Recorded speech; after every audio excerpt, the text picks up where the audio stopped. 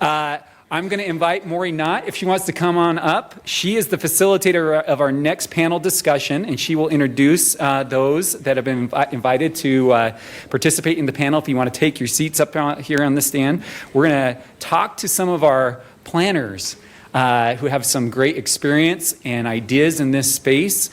So we've got several pre-prepared questions, but I'm certain we'll have some time for some questions from the audience as well. So, Mauri, without further ado, turn the time over to you. Help me to welcome this panel to the stage.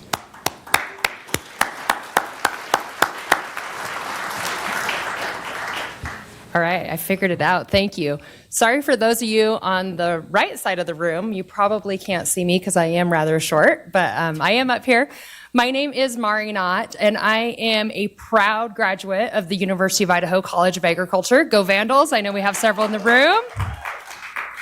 I also am the senior planner for Latah County, which is in Moscow, for those of you not familiar with the northern end of the state. And I serve as the vice president of the Idaho chapter of the American Planning Association and co-chair with Mary and Yop our monthly ag chat, which we'll get into a little bit later on today.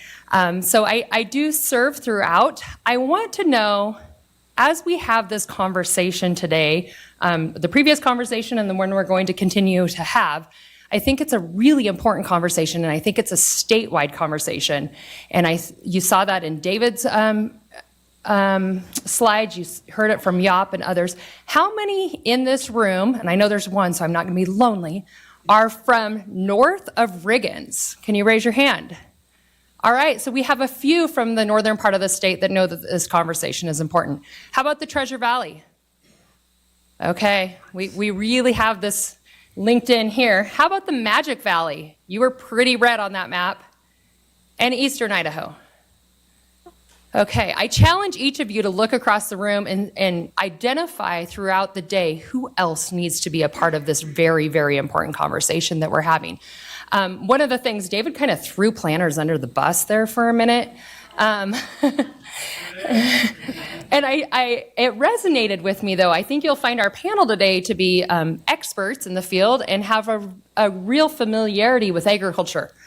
That's not necessarily the case throughout the state, and it's not because planners don't care about agriculture. It's not because they're not interested. It's often because of the lack of knowledge.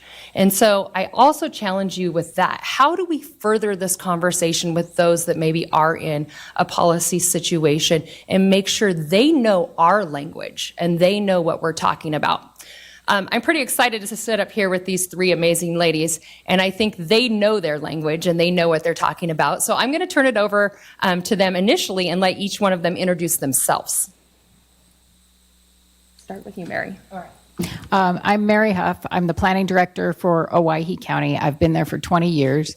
A community I love and people I love, gritty, rugged individualists who don't want to be told what to do with their property, and I get it. I get exactly where they're coming from.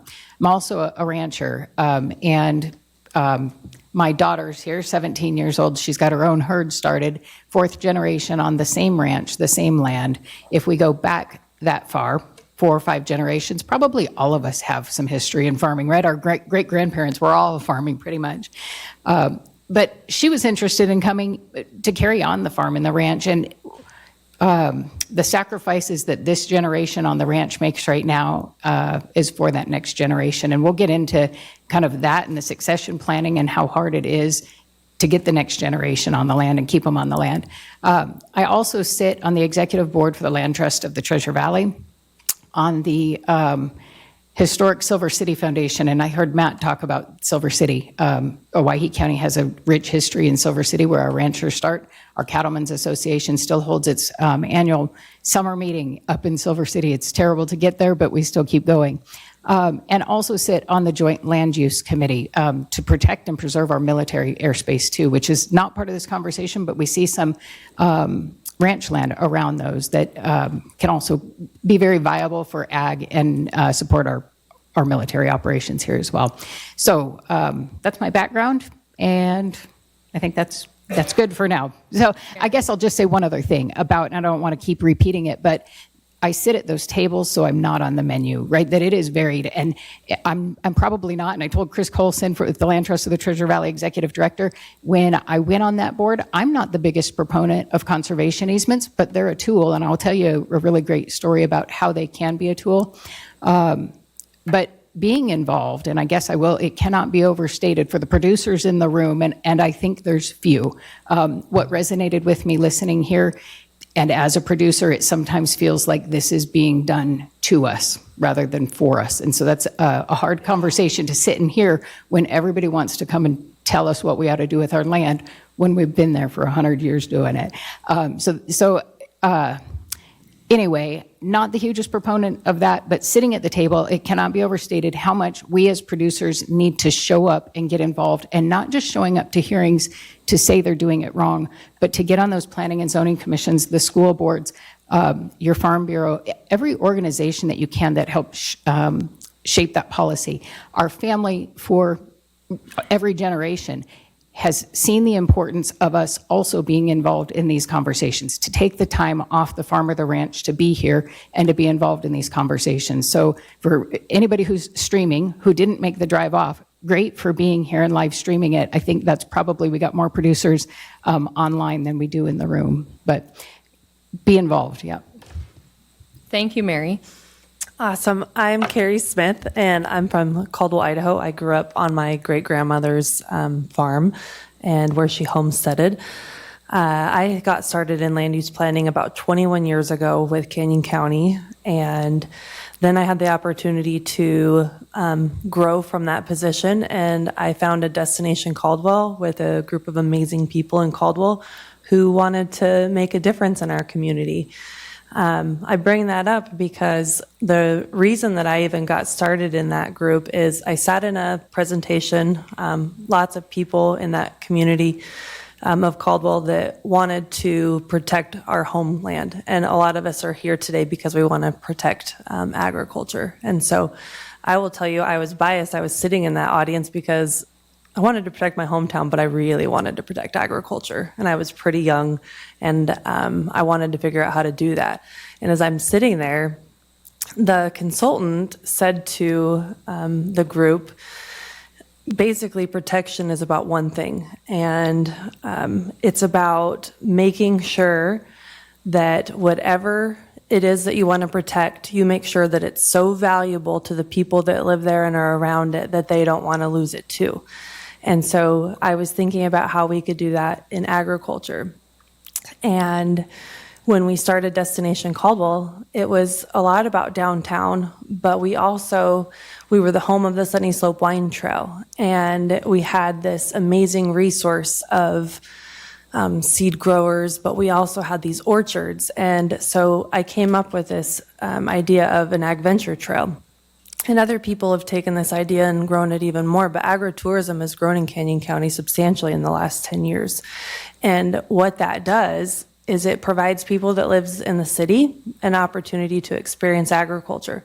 Most of us in this room really get to experience it, and we don't understand sometimes why people impose on our canals or why people are complaining about different things, but it's really because they don't have that opportunity to experience ag.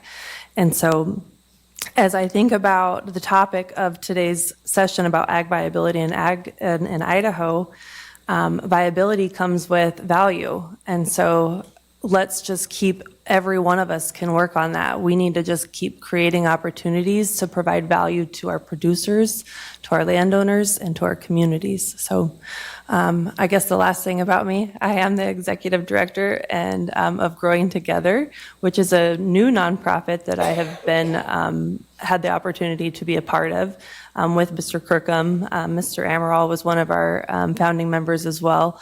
And it's an incredible organization that has really worked on engaging local community. We are focused on Canyon County. We track all land use in Canyon County. We participate in local public hearings, but the biggest part of what we do is we educate the public, and we find people who are impacted by whether it's spot zoning or different types of proposals in the ag ground. We have over the years of participating in land use, I think the most effective way of hearing from people are those that are most impacted.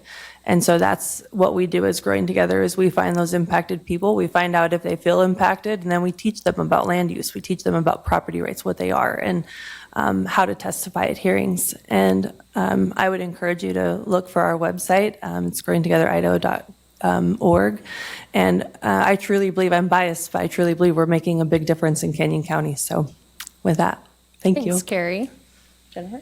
So my name is Jennifer Riebe. I'm a Payette County Commissioner, and I'm also an independent crop consultant. I've spent my career in agriculture in various formats, but I've been, for the last 14, 15 years, I've been an independent crop consultant, working with individual growers, checking fields on a weekly basis and making recommendations for insect disease management, moisture, soil health, all of those things. So I guess my story in planning is a little bit more personal.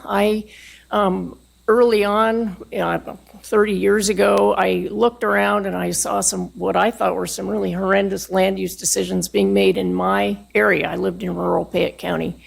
And subdivisions being approved, not connected to anything, with no parent planning involved. And so I, at that point, got involved in the comprehensive planning process and sat on a steering committee for our comprehensive plan, which led me to being appointed to the Planning and Zoning Commission. And I sat on the Planning and Zoning Commission for 16 years. During that time, I guess I didn't put words to it initially, but this issue of protecting ag ground and trying to keep the growth where it belongs and protecting the integrity of ag zones was really the issue that motivated me. And during that time, I traveled to various places. When I would go somewhere, I would look into how they were doing that in various places. And like Julia, that was tremendous to learn how they're doing it and what kind of successes there are in other places. So I've taken that knowledge and trying to take little bits and pieces from various programs to try to make them work in our county. So policy is made by those who show up. We're all here today, and be careful what you wish for at the same time, because when you go to a public hearing, you never know, you might wind up being the county commissioner. So Start on P&Z and look where you end up. That's right. I think it's a trail. We've heard that a couple times today, actually. So we've heard this morning, this conversation's really ramped up, right? 2020 really opened our eyes to growth that was happening. We had a boom in real estate, as Yop talked about, and I think this is a really important conversation. Keri highlighted this. We've had a changing demographic in Idaho. So not only are we seeing a population change, we're seeing a population shift in who the folks are that we're needing to have this conversation with. And from a planning perspective, that means we're balancing a lot. And some of us are more agile than others. And so we're balancing that growth. We're balancing private property rights. We're balancing the long-term viability of a huge economic driver in our state, right? I think we heard 20% of our state, over 20% of our state's economy is driven by agriculture. So this is a huge balancing act. And there isn't a single corner of our state that is immune to this. This is a conversation we're having throughout. So we know, and as David shared earlier, we're hitting several points home today.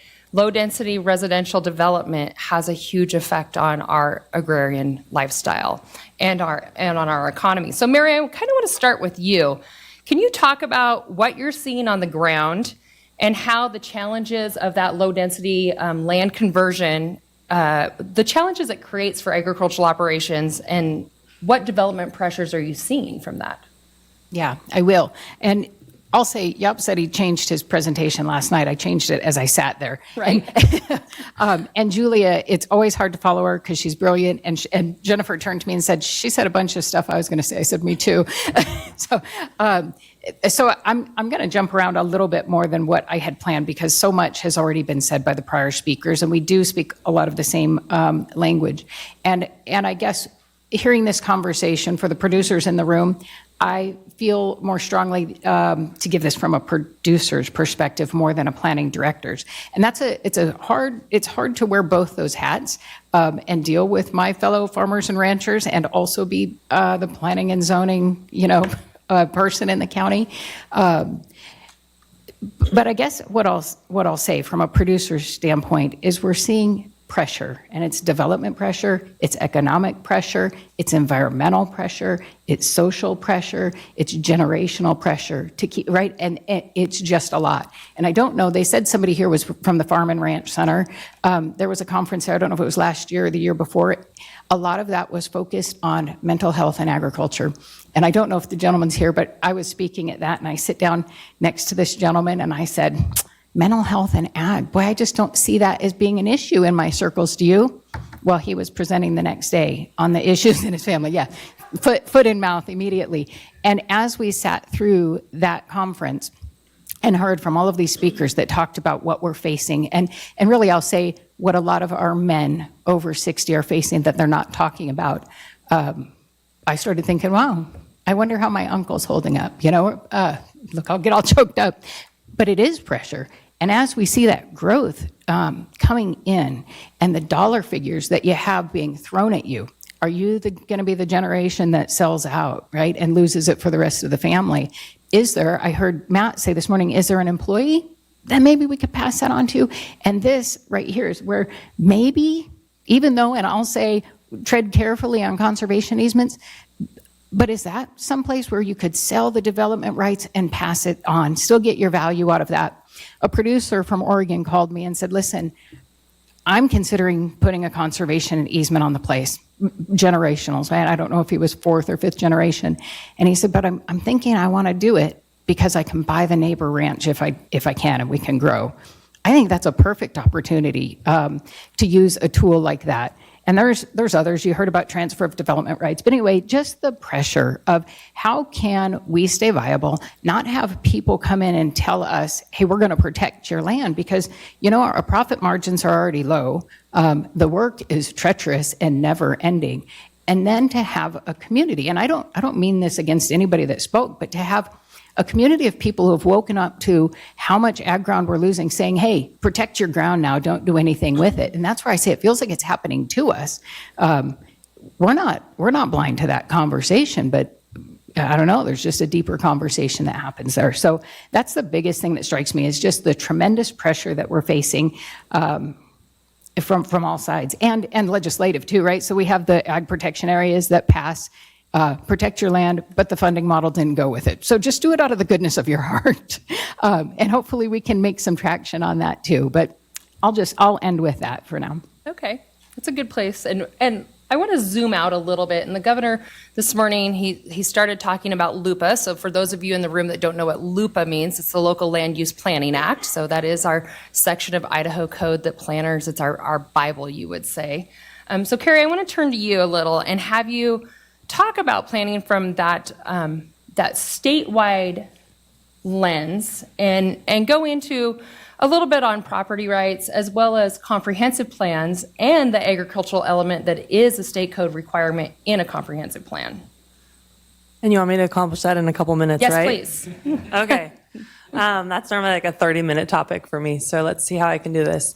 So Local Land Use Planning Act, LUPA, started actually 50 years ago. And so I wasn't even alive yet, just like to say that. But, and so the big key to that is that it set up a framework of how do we protect basically the greater good. And I don't necessarily like using those words, but the Local Land Use Planning Act was set up to look at a whole community, a whole ecosystem, all of our economics in the state.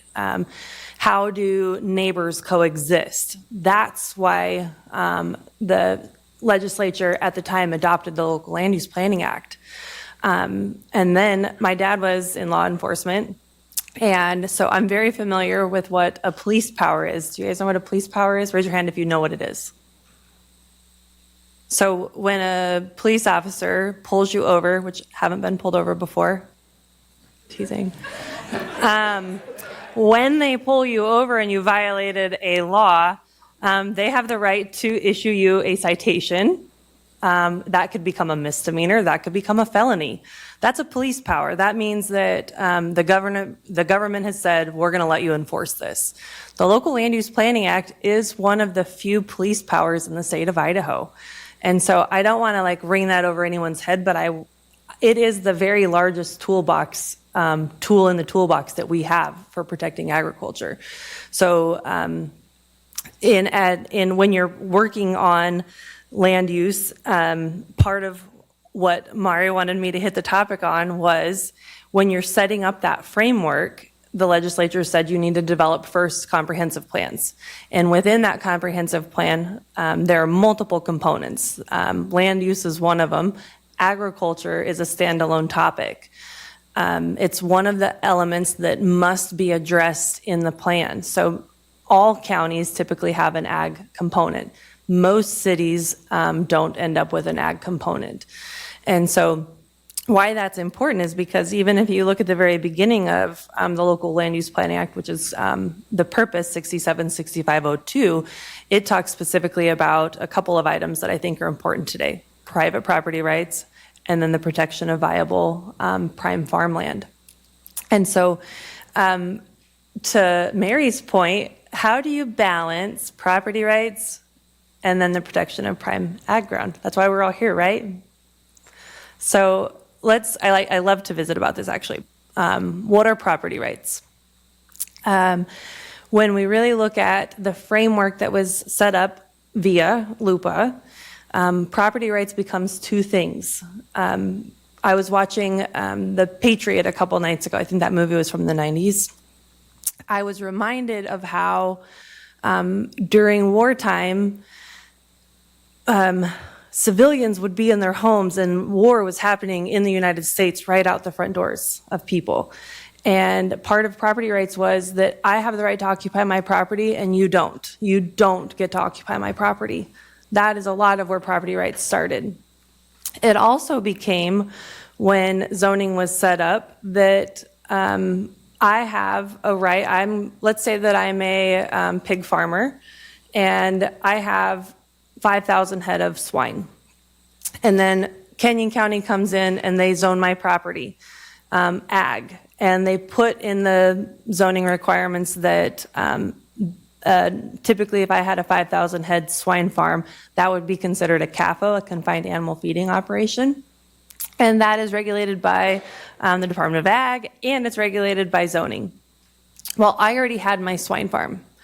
That is my property right. As long as I don't increase that use, I get to continue it. No one gets to take that right away from me. It doesn't matter what zoning did. That's my property right. I get to keep doing it. So as long as you have an established use, and when it was, if it was conforming, you get to keep that. That's your property right. You also have the property right, this is the second element of property rights, to request a change in your zoning. Requesting a change in zoning is very different from being guaranteed a change. And so one of the things that I think is a hot topic is land values. And I am the first to say I'm never going to tell anyone not to sell their land. That's not what it's about. A lot of pricing in the Treasure Valley specifically has been based on speculation. It has not been based on zoning. And so I think it's very important as we move forward that we look at that greater good for our community. We look at what the comprehensive plan says for a community. And if agriculture is important or whatever it is that we want to place that value in, we need to be working hard to protect that. And zoning and the comprehensive plan is the way and the means of doing that, in my opinion. Thank you. Well, talking on zoning, and I know, Mary, you want to wear your producer's hat this morning, but I'm going to put your planner hat back on you. How, from your perspective, what works well in zoning for preservation of agriculture? Where do you see us falling short? And I know I'm going to challenge Mary here, okay? I'm putting her on the spot, and we have a lot of conversations, her and I. I want you to talk both about Owyhee County and statewide, because what works in Owyhee County is not necessarily going to work in Payette County. Yeah, for sure. It's not going to work in every county. The comprehensive plan is the chief tool to for your community, including its citizens, not just the elected leaders, to decide who they're going to be and come up with their community identity. And then that plan should inform all of the decisions that This little thing wants to keep falling. That plan should inform all of the decisions that are made at the local planning and zoning level. You've got your comprehensive plan, and then you've got zoning ordinances and zoning districts that are implemented. They're the laws. The comprehensive plan is this guiding document of here's who we aspire to be, and we're going to get there if we make our decisions consistent with that comprehensive plan. So zoning works great, and I'll say, I will give kind of the Owyhee County view. We have planned very intentionally and very deliberately where we can handle the growth. We're not anti-growth, but in our agricultural zone, there's no new housing allowed. There's provisions for farm housing. If you're making 80% of your income from that farm or ranch operation, it's not a hard lift to get that done. But what we see is everybody says, all we want is just one house in the ag zone. It's really not going to hurt anything. There's not going to be an impact. Cumulatively, there's a huge impact. And we mapped that out over 20 years before and I guess I'll say the 20 years. One of my county commissioners is here. He can tell you we've been having this conversation for 20 years. For producers, this isn't a new conversation. It's good that it's getting the attention that it is. But our citizens through surveys said we want to preserve the agricultural zone. We don't want to see you guys continue to allow this one house here and one house here, which creates the fragmentation and then the low density development conversion. And that's where we see 100 times more likely for more development to come into those areas. So we have multi-use zones, historic zones, residential, industrial, and ag. We would, for our opinion and how I think it should work across the state, though it doesn't, every community is different, is within our ag zone, we have planned for agricultural operators to be viable and to have as few as conflicts as possible. We would no sooner put a feedlot in our residential zone or in downtown Boise. If anybody proposed that, we would all go, well, you never had a shot anyway. Why would you think you could put a feedlot there? It's incompatible. But we are so quick when people want to put a subdivision in our working lands to go, well, they have their right. We've got a neighboring ranch for sale for $11 million, a neighboring farm for sale for $13 million. That's a pretty good payday. If you turn that into buildable lots, could they get $22 million? Maybe, but it's in a zone that's planned for agricultural use, and that's our intent to do that. So where that doesn't work, that works for Owyhee County because the generation before us saw fit to plan it and put those zones where they could handle the growth. We've done one major rezoning after that based on a lot of citizen input. But what's happened in a lot of areas, when the state first said cities and counties adopt zones, a lot of them said we're going to adopt one zone. And so you'll see a lot of places that have one zone, it's all ag, or it's all multi-use, and anything goes everywhere. And what also happens, or maybe they have other zones, and they have a zoning ordinance that says you can have one house on every 10 acres. Well, that's not an ag zone. I wouldn't even argue low density residential. That's a residential zone if you allow one house on every 10 acres or 5 acres. And when we divide off, say, a 20 acre from 300, and so I'll say real quick on Ag Chat, that is Mauri, Yop, and I. We do that every single month. We have these conversations just as they relate to planning and production agriculture. Early on, we said this is not about hobby farms. This is not about urban agriculture. There's plenty of those conversations happening. There's plenty of grant money for that. We're talking about hundreds and thousands of acres of producers who are out there feeding our nation. So when you take say 360 acres and say, well, we just want to shave off 20 acres and sell that off.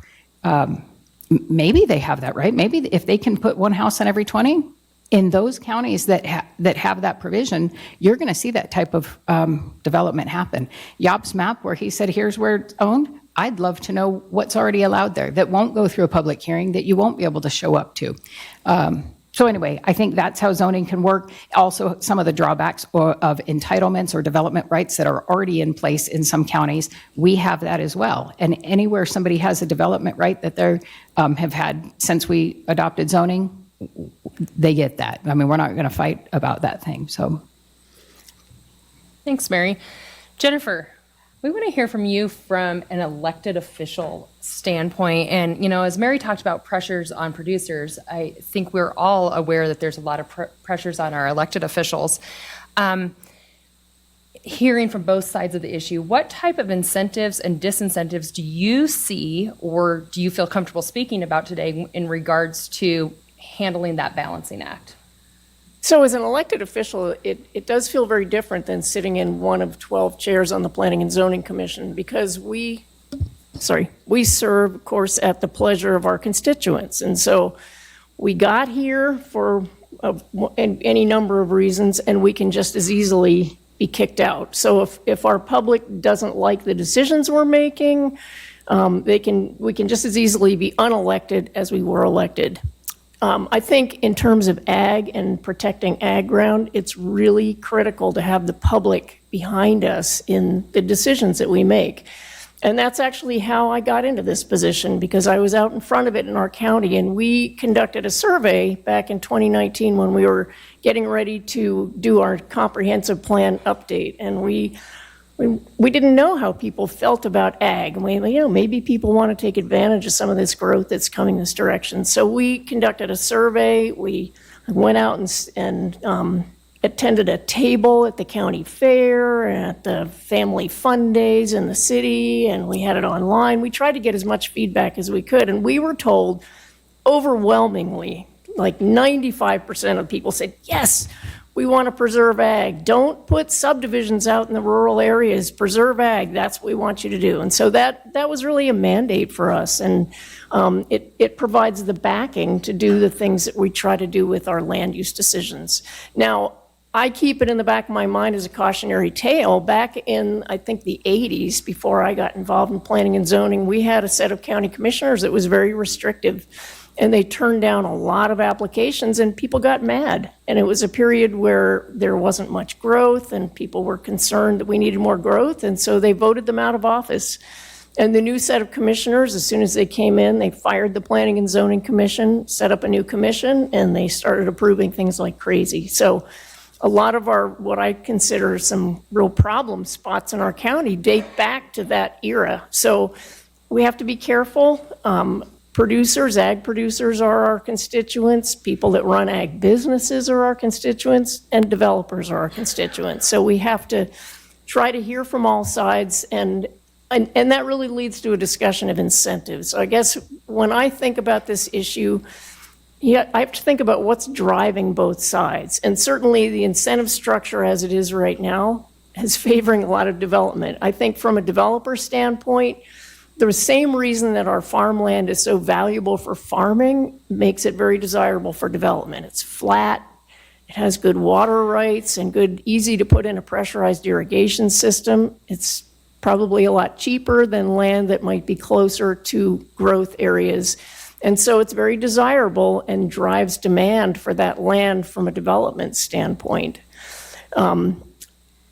I think at the same time, we can take advantage of that and try to create incentives for development to go where we want it to go, closer to the cities. In our situation, we are trying to use the impact areas outside the city as a real sink for development.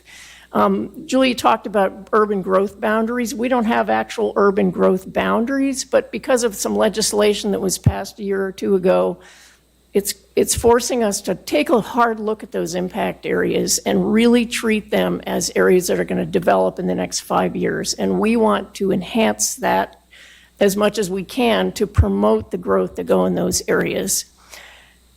At the same time, I don't think we're ever going to eliminate the demand for rural home sites, and a lot of the people that used to live in the country in Treasure Valley in this area, now they want to move further out so they can have a piece of the country and live the way they always have. So we still have that demand for individual home sites, and as Mary said, we have a lot of entitlements in our county that they're just there. They're building sites, they're available. People can exercise those building rights if they want to.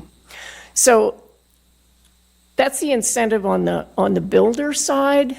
I think we have to recognize, and I know we've talked about this too, from a landowner perspective, it's tough to make a living farming. And especially if you get to an age of retirement, you want to retire, if you don't have any family members to take that on, who could begrudge somebody for wanting to maximize the profit that they could make from their land? So during retirement, if somebody is to pass away and that farm oftentimes gets divided up, these are really critical times that we see a lot of conversion and dissolution of farms. So this is where we begin to look at incentives. What can we do to incentivize landowners to stay on their land and continue farming or have the opportunity to pass that on to the next generation? So in our county, we do use a transfer of development right program that Julia talked about. This is a mechanism that allows a building right, one of those entitlements, to be decoupled from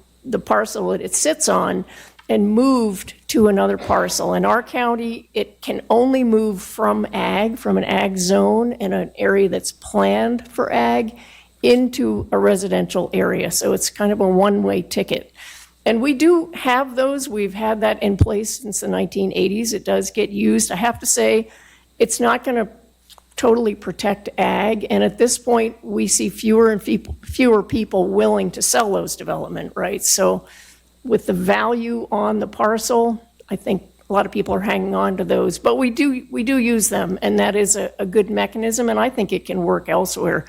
In my travels, when I was early on in planning and zoning, I traveled around. I visited a county in Maryland, which is, we think of Maryland as being nothing but urbanization, and I happened to grow up there, so I was familiar with it. But they created, back in the 80s, an ag reserve using transfers of development right. They told those landowners they couldn't exercise those rights, but they could sell them. And they did. And if you are back there, it is like night and day. It's like Julia's picture. You're driving through a very, very urban area, and then all of a sudden there's cornfields and farms and farm stands. So it really can work.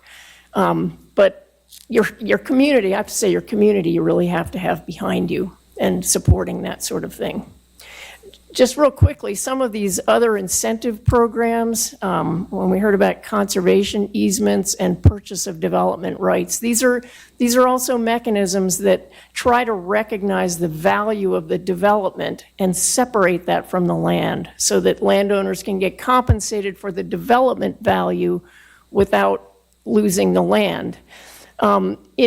These are primarily programs that utilize federal dollars and state dollars to support that development purchase. And in Idaho, we haven't seen that. The federal dollars are available.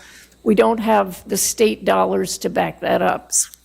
So we don't see that utilized very much. The ag protection area was a mechanism that was, I think, envisioned to provide some of that compensation as an incentive to stay on that land and commit to staying on that land for a period of 20 years. And I think there's a lot of value to that, not just for the producer, but for the county as well and the community in terms of stability in the ag sector, planning for the county to know that that land and that area will be farmed for the next 20 years. So it's value not that would go to all of us as a community, not just that individual producer, if that producer could utilize that as a mechanism to support long-term farming.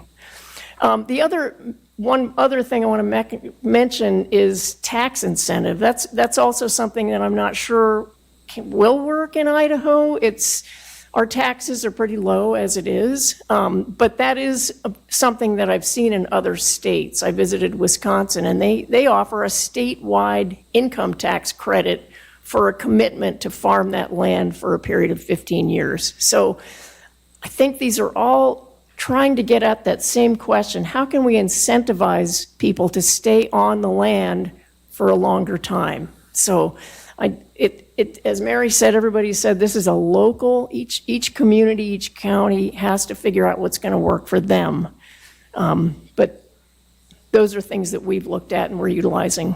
So I'm going to throw a question out at you guys that you were not prepped for, but we're talking conversations, and we know that the governor is having a different conversation across the hall in terms of affordable housing, and we had an affordable housing task force that has worked since the last session, and they're going to come forward with some of their own legislation.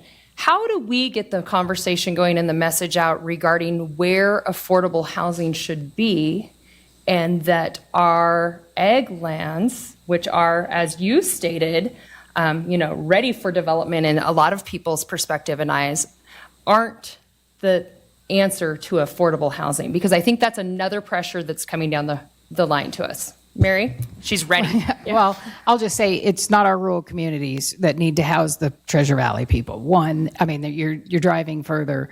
A lot of times that agricultural land is a target because it's cheaper, and so people are coming in, they think they can get it cheap, and if the process to get it converted to a development right is easy enough, they're welcome. They'll do that. But for us, Owyhee County cannot be the bedroom community for the Treasure Valley and have everybody, come there. We already, we're 83% state and federal land. We already have the Treasure Valley there on the weekends, recreating, hunting, riding horses, doing all kinds of stuff, which has also increased kind of the trespass and everything else. But we simply economically cannot afford to be the bedroom community to the Treasure Valley. A lot of that went to the cost of services that David spoke to a little bit. But when you have houses that are at an average level, that local government is going in the red providing services for that. And people will always say, well, it'll increase your tax base. The income coming in, but the services go out, offset that. So I'd just say it's not the rural communities. I think if we can get more housing in downtowns, that's great, but that's not going to be affordable, although it will offset travel costs. But So I would add that David earlier showed a slide about the cost of services when you look at housing and commercial and ag. And one small correction, on that slide, agriculture puts 29 cents back into the local community, Canyon County specifically. So it adds to it, doesn't detract.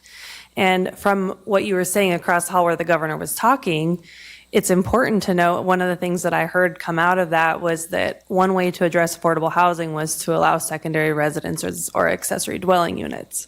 I would encourage anyone who pays attention to that committee or anyone who's on it to look at Canyon County. Canyon County has had secondary dwelling units or accessories for over 20 years. It did not solve our housing affordability problem in any way. And so there is a really good case study that could happen in Canyon County. I think that what those end up being is an opportunity for people who have cash to build extra homes. And so we really do need to take a micro look at it. We have to look at what the cost of service is as a community. And then I'm going to tie everything back to the comprehensive plan. Who do we want to be as a community? What are we trying to protect? And we really have to figure out how to separate. There's agriculture and then there's housing, and they have to be two different discussions, and they have to happen in different places. Yes, and I would add that density really is a city function. A lot of people and a lot of houses is something that cities do very well. Rural areas do not, and it's a bad use of rural land. We only have a couple minutes, and I want to circle back to that changing demographic. And we have a room, I think David said there were 200 people registered here today. And so we have a room full of folks that are wanting to be a part of this conversation. And I told these guys I'm not going to input my own thoughts and what's happening in my county, but they knew I wouldn't hold true to that. So one of the things that we're seeing from a planning perspective is it's not you folks coming to those hearings on comprehensive plans. It's not you folks that are calling the county commissioner when I tell them that they can't divide. Who we're hearing from is that changing demographic. And maybe it's only 5 to 10 people that are the squeaky wheels, but it's those 5 to 10 people that are being heard. It's those 5 to 10 people who are writing letters to the editor. And so I know this isn't unique to Latah County. I think Mary, I bless Mary's heart because, I mean, we all sometimes like to live in Owyhee County because she has a different demographic there.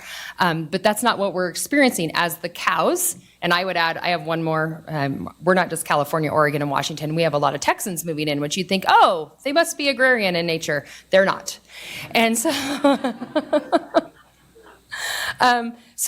we have about 20 seconds left per person. What can you leave this conversation with today in having this conversation extend into our counties? I would say we have barely scratched the surface on any of this. We could talk for weeks on this. Get involved. I field phone calls from planners across the state on a weekly basis. Call anytime. I'm happy to help. Planning is a tough game to stay in for long. You got to have pretty thick skin. And so we see a lot of turnover. There are in probably a lot of your communities planners that don't have a lot of experience that will stay for a couple years and move on. And so you've got this turnover a lot. So anyway, I'd say call if you have questions, happy to help, and just be involved. Go to the meetings and get on the committees and the commissions. Saying something different because Mary's absolutely right. I would say let's continue to remember what property rights are. Let's remember that we need to continue making sure that agriculture is viable and valuable. And that goes to the locals and it goes to the changing demographic. I will say that from a Canyon County perspective, we were able to engage a lot of the people that had moved into our community and get them to respond to comprehensive plan surveys, and they were a key part in helping us preserve agriculture. So those moving in and our locals, we all need to have a voice and we need to know what we're protecting and go after it. Jennifer? And I just think we have to drive home the message that ag land is not a blank canvas. It's not there to be developed. That's not the purpose, and we just have to say that over and over again. So as you can see, we had a lot to say today. We didn't save time for audience questions, but knowing that we're segueing into lunch, we'd be happy to entertain any of your questions during the lunch hour. And then I will just give a quick for Ag Chat. Ag Chat is, yes, planners throughout the state that we get on a monthly call, but we also have producers, we have elected officials, we have folks that are just generally interested in agriculture, and we talk about these challenges and how they're perceived, what we can do to assist each other. And I do have out at the Idaho APA table out in the hall, I have a QR code that you can scan. We'd love to invite you to be a part of that conversation. So thank you all very much.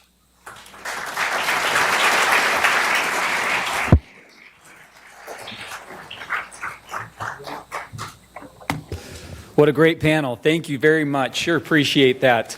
So much more can be discussed on that topic, and we really, again, some of the value is the networking opportunity on this. I will say I was on several of the planning and coordinating calls for that group, and there is so much more to be said, right? So much more to be said. And again, get more information out there in the halls if you're interested in joining their ag chats, because I think it's a great conversation and a great dialogue.